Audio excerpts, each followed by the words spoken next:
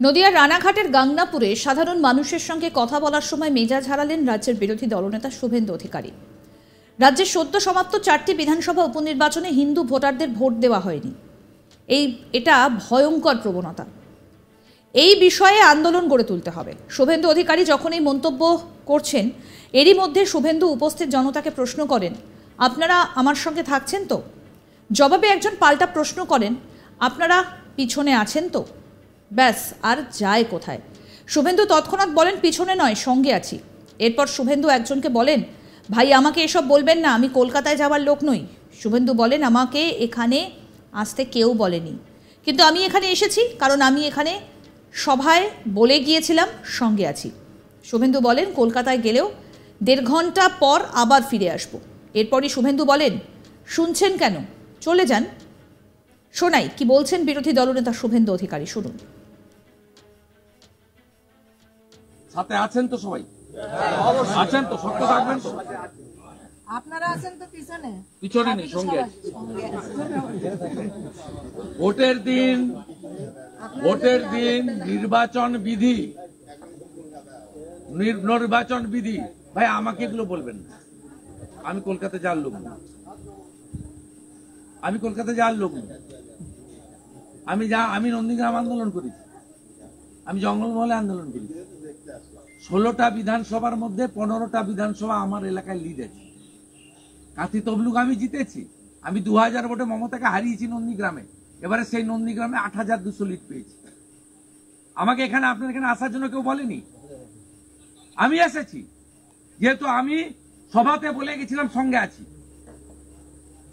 আমি আপনাদের উপপ্রধানকে রাজ্যপালের কাছে নিয়ে গেছি, ওটা পশ্চিমবঙ্গ দেখেছে। তা আপনি আমাকে এগুলো বলবেন না। কলকাতা চলে গেল, কলকাতা থেকে 1.5 ঘন্টায়, না 1.5 ঘন্টায় গাংনাপুর। ভয় শুনছেন কেন? চলে যান। শোনার তো দরকার নেই, আত্মসমর্পণ করবেন বাবুর মাস্টারের কাছে। কে বলেছে আপনার কথা শুনতে? যে 4টা লোক থাকবে তাকে নিয়ে লড়বো। শূন্য থেকে পূর্ণ করতে আমি জানি। আমি সিপিএম এর আমলে লক্ষণ শেঠকে হারিয়েছি। বাবু মাস্টার থেকে, বাবু মস্তানের থেকে লক্ষণ বড় গুন্ডা ছিল। আমার কাছে ওগুলো বলবেন না। 26% মুসলমান, আমি নন্দীগ্রামে মমতাকে হারিয়েছি। আমাকে সব বলবেন না। কলকাতা চলে যাবো, আপনার ঘরে ভাঙবে, আবার রাত্রিবেলা চলে আসবো, কাল সকালবেলা চলে আসবো। আপনার ঘর ভেঙে গেলে সারিয়ে দিয়ে যাবো। আপনাকে আহত করেছে, বড় হসপিটালে নিয়ে গিয়ে চিকিৎসা করাবো। আপনাকে খুন করে দিলে আমি বাঁচিয়ে দিতে পারবো না, ভগবান সে ক্ষমতা দেয়নি। আপনার বাড়ির লোককে চাকরি দেবো। হাঁসখালিতে পুলিশের জিপে মারা গেছিল, আমি এসে হেল্প করে দিয়ে গেছি।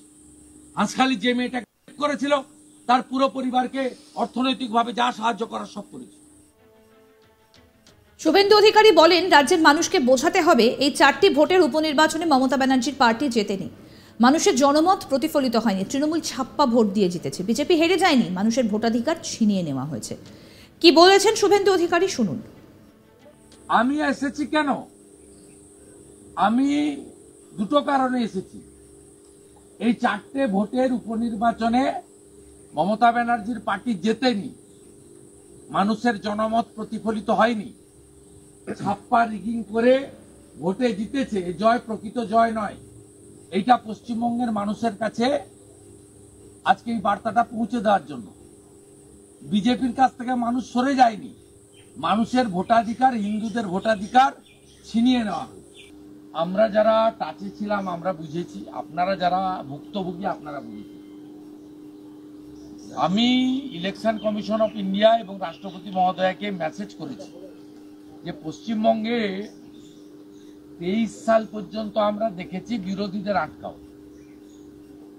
যেখানে বিজেপি শক্তিশালী, বিজেপিকে আটকাও।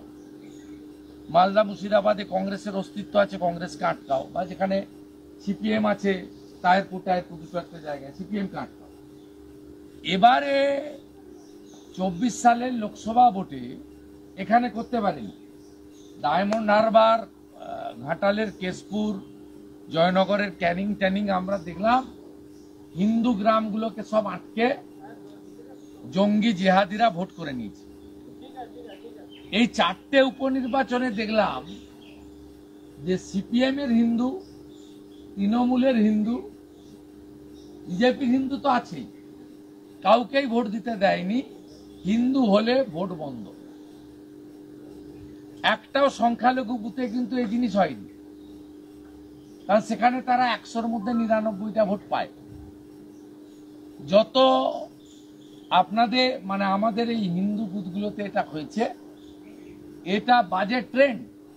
এটা রুখতে গেলে যদি আপনি ইন্ডিভিজুয়াল কমপ্লেন করতে নাও চান, আমাদের অঞ্চল নেতৃত্ব, পঞ্চায়েতের প্রধান উপপ্রধান মেম্বাররা আপনারা মেল করে গাংনাপুর থানা থেকে ভারত সরকারের ইলেকশন কমিশন অফ ইন্ডিয়াকে পুরো ঘটনা নথিভুক্ত করা দরকার আছে আপনাদের। কারণ আলটিমেটলি রাষ্ট্রপতি মহোদয়া বা ইসিআই করার পরে প্রয়োজন হলে ভবিষ্যতে যাতে আমরা ভোট দিতে পারি, পশ্চিমবঙ্গের লোক ভোট দিতে পারে, হিন্দুরা ভোট দিতে পারে, তার জন্য আমাদেরকে ব্যবস্থা নিতে হবে। নইলে 26 সাল আর 17-18 মাস বাকি ভোটের, বিধানসভার ভোটে। এইটা তো রানাঘাট দক্ষিণটা তো গোটা পশ্চিমবঙ্গে হবে। আগের দিন রাত্রে পুলিশ রাস্তা দেখিয়ে দিবে, ওরা বাড়িতে এসে হামলা করবে। পরের দিন সকালবেলা এজেন্টদের যাওয়ার রাস্তায় দাঁড়িয়ে বলবে তুই বাড়ি ফিরে যা, নইলে মেরে দেবো। তারপরেও যে এজেন্ট বাড়িতে ঢুকে যাবে, তার ঘরে 20টা গুন্ডা গিয়ে বলবে তোর মেয়েকে মেরে দিচ্ছি, তোর বউকে মেরে দিচ্ছি, তোর মাকে মেরে দিচ্ছি, তুই পালিয়ে আয় বুথ থেকে। তখন তার 2026-এর বিধানসভা ভোটে যদি মমতা বন্দ্যোপাধ্যায়কে হারাতে না পারি, তাহলে পশ্চিমবঙ্গ হিন্দুদের হাত থেকে চলে যাবে, আমরা আর লড়তে পারবো না। রানাঘাট দক্ষিণ বিধানসভা কেন্দ্রের গাংনাপুরে এই মন্তব্য করেছেন বিরোধী দলনেতা। শোনাবো, শুনুন।